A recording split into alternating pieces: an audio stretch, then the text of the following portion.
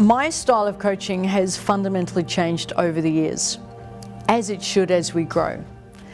And if we're going to wonder what type of style we have as a coach, we can reflect on how are we energetically with the people in our lives.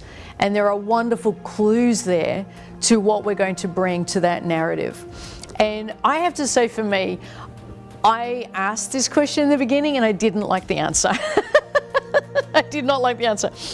Because I looked around at the relationships I had and how I conversed, and it probably wasn't the highest quality, and I'm understating it somewhat. I was reasonably feeling sorry for myself. I was not in the greatest place. I trained to become a coach so that I could figure out how I could be more effective as a human being, how I could be more functional, how I could rock out a little bit instead of being so worried all the time. And I thought I could hire a coach or I could get trained in it so I could self-generate forever. And that's why I became a coach. So stylistically, when I came, it wasn't a huge concern to me because I knew it'd be pretty bad. You know, what's your style? Of all the different styles we can talk about, mine was under the category of crap. That's where I was. But I was okay with that because I didn't become a coach in the beginning to set the world on fire with my ability as a coach. And if that's where you're at and who you are, then go for it. But for me, it was, I need to find a way to heal me. I need to find a way to connect with me. I need a way of knowing me before I go and take it to any clients. You know, so for the journey for me, it was very, very personal and intimate, and there was a lot of vulnerability in it because I had to get clear on who I was as a human being before I could ever take my coaching to somebody else. So I did a lot of practice sessions and free sessions, and I was very grateful to these people who came along who allowed me to develop my voice. So stylistically, once I got beyond pretty appalling, my style was founded on who my first clients were. I was ready for the clients I had. We always attract the client we're ready for. And my clients were kind, good people who were stuck and were frustrated and were tired of themselves. And to say I related to that would be the understatement of the year.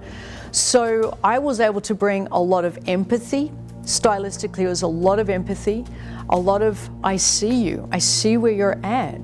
I have been there. Man, I'd been there 3 months ago. And sitting with them. And then what I brought, which surprised me so much, was the directness that they welcomed, because everybody else had been so, oh, you poor thing. They wanted solutions. And the moment, I remember it, the moment I gave myself permission to call the client out on their BS and say, that is not truthful, you are not being truthful to yourself right now, the relief that flooded this person's face and the way they lit up, that finally someone was saying what they were thinking, that I am kidding myself. So that, as you can imagine, I felt huge reward and validation for that. So stylistically, being direct stayed. Where I developed stylistically has been formulated most gratefully by all the different clients that I meet. If you're wondering what style you're going to have, assume in the beginning, pretty well not a good style. We all need to start with, how do I have a coaching conversation, let alone how do I bring style to it? Then your clients, you'll see, and this happens for everybody with no exceptions, your clients aren't thinking about your style. They're not thinking about you at all. They're thinking about, quite rightly, themselves. And you will fill that space, and until you've done it, you just need to take my word for it, you will fill that space with empathy, with presence, with just being with them, with sitting with whatever they're going through with them. And then you will, because you're going to get trained in it, you will bring a directness that will free them from the poverty of their minds.